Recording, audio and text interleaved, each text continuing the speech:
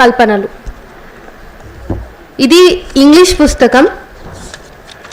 Love jihad and other fictions అనే ఈ పుస్తకాన్ని తెలుగులోకి రవి నర్ల గారు అనువదించారు. మలుపు ప్రచురణలు ఈ పుస్తకాన్ని ముద్రించాయి. బయట అందుబాటులో ఉంటుంది, మీరు కొనుక్కోవచ్చు. ఎందుకంటే నేను ఇప్పుడు ఈ పుస్తకాలలో ఉన్నటువంటి అంశాలకి మన నిజ జీవితంలో చూస్తున్నటువంటి సాక్ష్యాలను అందిస్తాను. కాబట్టి తర్వాత ఈ పుస్తకంలో ఏముంది అనేది నిజాలతో సహా మీరు తెలుసుకోవాలనుకుంటే ఖచ్చితంగా కొని చదవండి.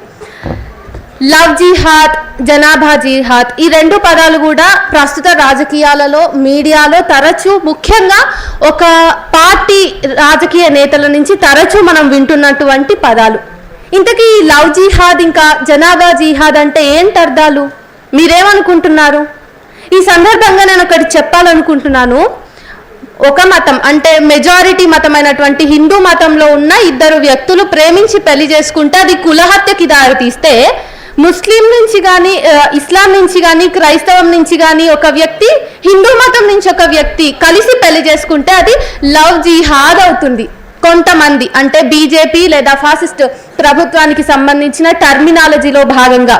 అయితే ప్రస్తుతం ఉన్నటువంటి ఫాసిస్ట్ ప్రభుత్వం ఏం చేస్తుంది అంటే, ప్రేమకు సరిహద్దులు గీసి ఈ దేశాన్ని ఆక్రమించాలనేటటువంటి ఒక కొత్త ఎత్తుగడను, ఈ కుయుక్తిని ఇప్పుడు బీజేపీ ప్రభుత్వం అవలంబిస్తున్నందువల్ల దేశంలో ఎక్కువ మటుకు మనం లవ్ జిహాద్ అనే పదాన్ని వినాల్సి వస్తుంది. సినిమా స్టార్లు కావచ్చు, నిజ జీవితంలో మన ఇంటి పక్కనున్న ముస్లిం బాబాయిలు కావచ్చు, ముస్లింలు కావచ్చు, లేకపోతే ఇటువైపు ఉన్న క్రైస్తవులు కావచ్చు, వాళ్ళు ఈ 10 ఏళ్లలో 11 ఏళ్లలో చాలా ఇన్సెక్యూర్గా ఉండడానికి కారణం ఏంటి అంటే కేవలం ఈ లవ్ జిహాద్ అనే పేరుతోటి ఇద్దరు వ్యక్తులు ప్రేమించి పెళ్లి చేసుకుంటే, లేదు ఇది ప్రేమ అనే పేరుతోటి మత మార్పిడికి దారితీసి హిందూ అమ్మాయిలను ముస్లింలు పెళ్లి చేసుకుని వాళ్ళు ఇస్లాంలోకి కన్వర్ట్ చేసి ఈ దేశంలో హిందూ మతాన్ని తీసేయాలని, పూర్తిగా నిర్మూలించాలని, ఈ దేశంలో ఇస్లాంను ఇంకా గట్టిగా పాతి పెట్టాలని, హిందూ జనాభాను ఛేదించి ఇస్లాం జనాభాను పెంచుకోవాలని చెప్పేసి వాళ్ళ పన్నాగం అని చెప్పి బీజేపీ చెప్తుంది. అయితే ఇక్కడ ఒక ప్రశ్న మనం అందరం కూడా ఆలోచించాలి. ఈ సందర్భంలో దేశవ్యాప్తంగా ఏ పార్టీ అధికారంలో ఉంది? మన ప్రధానమంత్రి ఏ మతస్థుడు? పై నుంచి కింది దాకా ఎక్కువ సభ్యులు ఏ మతంలోని వారు? హిందువులే కదా. మరి హిందువులు అడుగడుగున పాలనను కొనసాగిస్తున్నప్పుడు, అధికారంలో ఉన్నప్పుడు, నిర్ణయాధికారం వాళ్ళ చేతుల్లోనే ఉన్నప్పుడు ఎందుకు మరి ముస్లింలు ఈరోజు మనందరినీ ఆక్రమిస్తారు? ఎందుకు మరి దేశం మొత్తం మీద కూడా హిందూ ఆధిపత్యమే ఉన్నప్పుడు ముస్లింలు ఎట్లా మనకంటే ఎక్కువ మంది పిల్లల్ని కంటారు? ముస్లింలు ఎట్లా హిందువుల జనాభాను దాటేసి మరిపోతారు? భారతదేశాన్ని ముస్లిం దేశంగా మారుస్తారని ఇంకా ఎంతకాలం బీజేపీ ప్రభుత్వం చెప్పే మోసపూరిత వ్యాఖ్యలకు మనమందరం, మనలోనే చాలా మంది, ఎందుకంటే ఈ పుస్తకం పూర్తి స్థాయిలో వాట్సాప్ యూనివర్సిటీలో వండి వార్చబడుతున్నటువంటి వార్తలకు ఫ్యాక్ట్ చెకింగ్ నమూనాతో అందించినటువంటి రాతపూర్వక నిజ సాక్ష్యాధారం ఇది. కాబట్టి పొద్దున లేచిన తర్వాత ఒక వార్త వస్తుంది ఫేస్బుక్లో కానీ వాట్సాప్లో కానీ, దాని మూలం ఎక్కడుంటుంది అంటే బీజేపీ ఐటీ సెల్లో కూర్చున్నటువంటి వ్యక్తి మెదడులో ఉద్భవించిన ఒక ఐడియాను వాళ్ళు వండి వార్చి మనం చదివితే, నా సహా చాలా మంది చదువుకున్న వాళ్ళం కూడా చదివితే అయ్యో నిజమేమో, ఇప్పుడు మనం వెంటనే ఒక 10 మంది పిల్లల్ని కనకపోతే ఈ దేశం అనేది ఇంకా ముందుకెళ్ళరేమో, ఈ దేశంలో హిందువులు ఉండరేమో అని బీజేపీ చెప్తున్నటువంటి వ్యాఖ్యలను ఆధారంగా చేసుకొని మనం ఆలోచించినట్టయితే, ముస్లింల మీద జనాభా జిహాద్ అనే పేరుతోటి ఎక్కువ మంది జనాభాని అంటే ఎక్కువ మంది పిల్లల్ని కానీ ఈ దేశంలో ముస్లింలు ఎక్కువ అవ్వాలనుకుంటున్నారు. అంటే ఇక ప్రతి ముస్లిం కూడా పిల్లల్ని కనడం తప్ప ఇంకే పని పెట్టుకోకపోతే మాత్రమే, అట్లా పెట్టుకున్నా కూడా ఈ బీజేపీ ప్రచారం చేస్తున్నటువంటి అసత్యం నిజమయ్యే అవకాశం లేదు. మరి సత్య దూరంగా ఉన్నటువంటి ఈ విషయాన్ని మనం ఎందుకు నమ్ముతున్నాం? సామాన్య ప్రజలు ఎందుకు ఈరోజు వాట్సాప్ యూనివర్సిటీలో వండి వార్చబడ్డ వార్తలకి ఆవేశపూరితమైపోయి ఉగ్ర రూపం దాల్చి పక్కపక్కనే ఉన్నటువంటి ముస్లిం సోదరులను కానీ క్రైస్తవ మతస్థులను కానీ ఎందుకు టార్గెట్ చేస్తున్నారు? నిన్న మొన్నటి దాకా కలిసిమెలిసి అలయబలయం తిరిగినటువంటి మనమే ఈరోజు ఎట్లా మాట్లాడుతున్నామంటే, ఎగ్జాంపుల్కి ఒకటి చెప్తా. ఆల్రెడీ సినిమాలు తీస్తున్నారు లవ్ జిహాద్ అంటూ, జనాభా జిహాద్ అంటూ. ఇంకా ఇప్పుడు కొత్తగా ఇన్స్టాగ్రామ్ ఇన్ఫ్లుయెన్సర్స్ ని కూడా ప్రభావితం చేస్తే, రీసెంట్గా ఒక ఇన్స్టాగ్రామ్ ఇన్ఫ్లుయెన్సర్ అయ్యప్ప మాలేశాడు. అయితే ఆయన రీల్స్ షేర్ చేస్తున్నాడు అయ్యప్ప మాలేసి కూడా. ఏం చెప్తున్నాడంటే, స్వాములందరికీ నమస్కారం, మనము శబరిమల యాత్రకు వెళ్ళినప్పుడు దయచేసి వావర్ స్వామిని మనం దర్శించుకోవద్దు, వావర్ స్వామిని మొక్కడం అనేది మన హైందవ సంస్కృతికి విరుద్ధము అని చెప్పేసి ఆయన ఒక వార్తని ఇస్తున్నాడు. అంటే ఇన్నేళ్ల బట్టి అయ్యప్ప స్వాములందరూ కూడా వావర్ స్వామి అంటే ఒక ఇస్లాం మతానికి సంబంధించినటువంటి ఒక పెద్ద మనిషిని ఓన్ చేసుకున్నటువంటి విధానం కూడా డిజోన్ చేసుకునే స్థాయికి ఈ చిన్న చిన్న వాట్సాప్ కుక్డ్ న్యూస్ అనేటివి ప్రేరేపిస్తున్నాయని మనం అర్థం చేసుకోవచ్చు.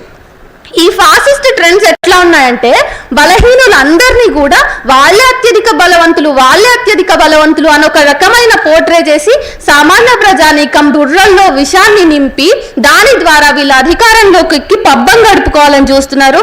అందులో భాగంగానే నిన్న జరిగినటువంటి జాగో భాగ్యనగర్ చలో బాలాపూర్ అనేటటువంటి ఒక మీటింగ్ కూడా. మిత్రులారా, ఈ పుస్తకంలో ఉన్నవి ఎక్కడో లేవు. పొద్దున్న నుంచి రాత్రి పడుకునే వరకు మీరు గమనిస్తే ఇంకా కావాలంటే వాళ్ళు నిజంగా అంత బలంగా అనుకున్నారు కనుక మీ కళల్లో కూడా వచ్చేటటువంటి అంశాలన్నీ ఇందులో ఉంటాయి. మీరు పొద్దున్న లేస్తే ఏదో ఒక వార్త ఎమోషనల్ గా కనిపించింది కదా అని చెప్పేసి చదువుతారు. ఒక ముస్లిం వ్యక్తి హిందూ అమ్మాయిని ట్రాప్ చేసిండు, పెళ్లి చేసుకున్నాడు, తీసుకుపోయి కడుపు కోసిండు, ఇంకా ఏవో మాటలు మీరు చదువుతారు, అది నిజం అనుకుంటారు. మీ ఏమి ఎరుగనటువంటి మీ ఇంటి పక్కన ఉన్నటువంటి ముస్లిం వ్యక్తిని ఆ రోజు నుంచి ఒక దోషిని చూసినట్టు చూస్తారు. ఇట్లా పక్క వ్యక్తులకి మధ్య వైరం పుట్టించి దేశాన్ని మతాల పేర విడదీసిన తర్వాత ఇంకా మనం అంతా ఒక్కటిగా ఉండాలి, హిందూ మతం అంతా ఒక్కటే అని చెప్పేసి హిందువులని యునైట్ చేసి మొత్తానికి ఇతర మతస్థులను వేరు చేసి దేశంలో అధికారాన్ని ఇంకా దారుణంగా చేజిక్కించుకోవాలనే ప్రయత్నంలో మాత్రమే ఇదొక భాగంగా మనం చూసినంత కాలం మనం జాగరూకతతో ఉండగలుగుతాం. ఈ కనీస విషయాన్ని అవగాహన చేసుకోవాలని కోరుకుంటున్నాను. అయితే వాట్సాప్ యూనివర్సిటీ వండి వార్చే వంటలన్నింటి వల్ల మనకి డోపమైన్ అనేది ఎక్కువ రిలీజ్ అవుతుంది కాబట్టి వాడు మనని ఎమోషనల్ గా ట్రిగర్ చేస్తాడు, రిలీజియన్ పేరుతో ట్రిగర్ చేస్తాడు, మన విశ్వాసాల మీద కొడతాడు. కాబట్టి మనం నమ్ముతున్నారు చాలా మంది అమాయకులు. చదువుకున్న వాళ్ళు కూడా ఈ రోజు జాగరూకతతో ఉండకపోతే దేశం ఖచ్చితంగా ఎన్నో అంతర్యుద్ధాలకి స్థానం అవుతుంది. భారతదేశం ఒక యుద్ధకాండ కాకముందే మనం అందరం కూడా మేల్కోవాలని కోరుకుంటూ ఈ లవ్ జిహాద్ పుస్తకం కేవలం 175 రూపాయలే మలుపు ప్రచురణలో దొరుకుతుంది. కొని చదువుతారని ఆశిస్తున్నాను. Thank you. ఇప్పుడు అరుణోదయం సావనీర్ పుస్తకాన్ని కళావతి గారు ఆవిష్కరిస్తారు.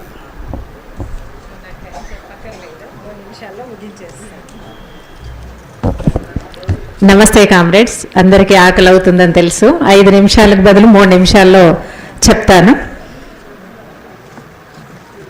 50 వసంతాల అరుణోదయం అనే ఈ పుస్తకము యాక్చువల్గా అరుణోదయం @50 వసంతాల అరుణోదయ సాంస్కృతికోద్యమ ప్రస్థానం అనే పేరుతో అరుణోదయ సాంస్కృతిక సమాఖ్య తన చరిత్రను చాలా అమూల్యంగా నిక్షిప్తం చేసినటువంటి పుస్తకం ఇది. ఇందులో ప్రధానంగా అరుణోదయ సాంస్కృతిక సమాఖ్య పుట్టినప్పటి నుండి అంటే 1974 మే 12 నుండి 50 సంవత్సరాల పాటు అది నడిచిన నడకలు, చేసిన పనులు, త్యాగాలు, ఆ త్యాగభరిత చరిత్రనంతా కూడా దాదాపు ముఖ్యమైన మలుపులన్నీ కూడా ఇందులో స్పృశించడం జరిగింది. చాలా అంటే నిర్మాణాత్మకంగా ఈ పుస్తకాన్ని తయారు చేశారు. మిత్ర గౌరవ సంపాదకులుగా ఉన్నారు. అట్లాగే ఏకే ప్రభాకర్, విమల, మోత్కూరు శ్రీనివాస్తో సహా 7 సంపాదకులుగా ఉన్నారు. దీంట్లో అంటే ఒక మాట చెప్పాలి, ముఖ చిత్రం చూస్తే మీకు ఎర్ర రంగు చీర ధరించిన అమ్మాయిలు డప్పులు పట్టుకొని కనిపిస్తున్నారు. విమల రాసినది ఎర్ర రంగు చీర ధరించిన అమ్మాయిలు ఏం చేస్తున్నారు అని ఒక కవితని విమల రాసింది. ఆంధ్రజ్యోతి వివిధ పేజీలో కూడా అది ప్రచురితమైంది. ఆ అమ్మాయిలు దరువులు వేస్తున్నారు, పాటలు పాడుతున్నారు, విప్లవ గానాలు